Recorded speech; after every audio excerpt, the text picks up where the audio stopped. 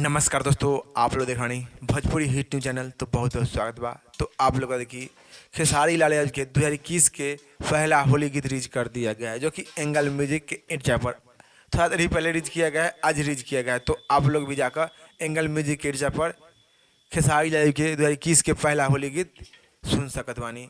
तो आप लोग देखिए गाना बा एंगल म्यूजिक पर आयल बा, जो कि पुराना मैटर पर गाना आयल बा, होली गीत बा, जो कि नया मैटर पर ना बा। तो कुछ दर्शक के कमेंट आ रहा कि गाना उतना इंटरेस्टिंग ना बा।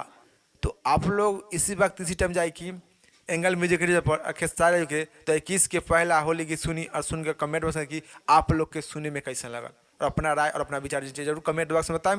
तो आप लोग के इतना बता दें कि गाना बा मौजूद नया मैटर पर ना बा, पुराना मैटर पर, जो कि खेसारी के ये होली गीत पहला बा।